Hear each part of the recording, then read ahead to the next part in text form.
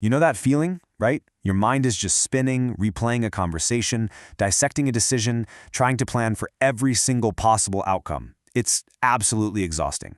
But the tricky part is it kind of disguises itself as being responsible. You tell yourself, hey, I'm just being careful, I'm trying to find clarity, but instead of clarity, you just feel stuck. So let's dive into this and figure out how to actually break that cycle. And this quote just nails it, doesn't it? It perfectly captures that feeling. All of that mental effort, all that looping back and forth, it doesn't actually lead to a breakthrough. It just leads to the feeling of working really, really hard, all while you're just sinking deeper into confusion. It's a total trap, and we're going to see exactly how to get out of it.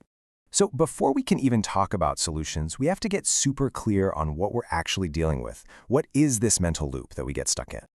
Okay, now the most important part of this definition is that last phrase, without meaningful resolution. Thinking a lot isn't the problem. The problem is when that thinking just goes in circles. It's like your mind is an airplane circling the same runway over and over and over again, but never actually landing on a decision or a feeling of peace. So why does our mind get stuck in this loop? Well, here's the thing. It's usually not a thinking problem at all. It's a feeling problem. Overthinking is our mind's reaction to these really deep discomforts. We're trying to think our way out of feeling uncertain or vulnerable or just terrified of making a mistake. So this is absolutely crucial to understand. Your mind isn't your enemy here. It's actually trying to protect you. It has this kind of misguided belief that if it just thinks a little bit harder, a little bit longer, it can create this perfect bubble of certainty and safety. And getting this is key because it shifts us from blaming ourselves to actually understanding our mind's good intentions.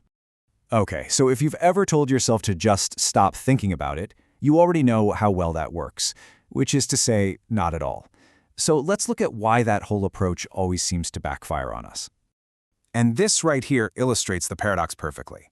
When you command your mind to stop, you're basically just starting a fight with yourself. You're adding this whole other layer of struggle on top of the anxiety you already feel. And what happens when you try to fight a thought? It just gets louder. It gets more persistent. So here's the fundamental shift we need to make. We're not trying to force our thoughts into submission. That is a losing battle every single time. The real goal is to gently and strategically stop giving that thought loop the fuel it needs to keep on spinning. So if fighting our thoughts doesn't work, what does? Well, this brings us to a new path forward. And it isn't about more thinking. It's about shifting from thinking into something much quieter and, honestly, way more powerful: awareness. This is the first real step out of the trap. The moment you can just step back and say to yourself, there's that thought loop again, you are no longer completely tangled up in it. You've created a small gap, a little bit of breathing room, and in that space, you get your power of choice back. So how do we actually do that? By gently naming what's happening. Instead of judging yourself, you just observe. You might say to yourself, my mind is searching for certainty right now. Or maybe, this is a loop. It's not necessarily a solution. Do you notice the tone?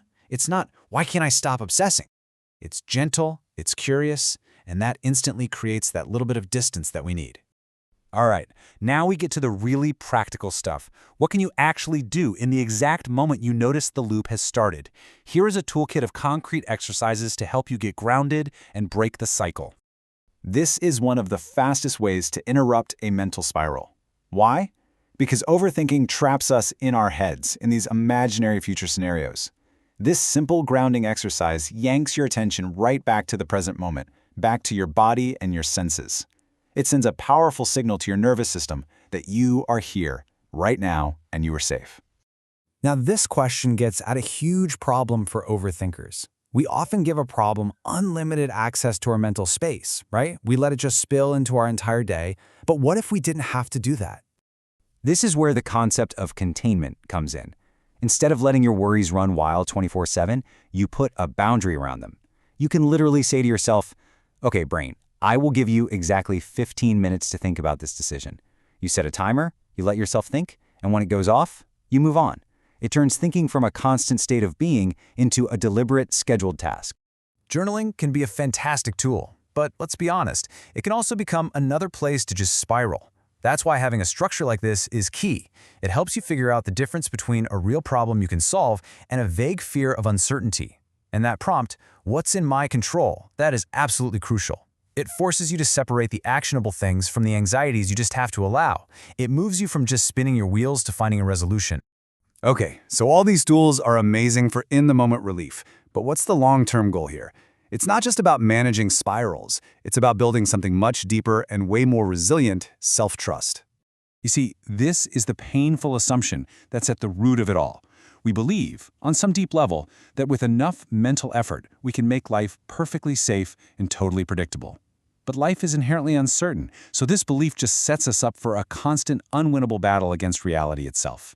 And this is the question that keeps that battle going. It's a question that has no answer. Asking this is like putting your mind on a hamster wheel with no exit. It guarantees an endless loop because, let's face it, absolute certainty is almost never available. Now this is a game changer. This question shifts the focus from an external, impossible goal, which is certainty, to an internal, totally possible one, self-trust. It doesn't ask you to know the future. It just asks you to connect with your own ability to handle whatever the future brings. So let's be really clear. You don't have to become someone who loves not knowing what's going to happen.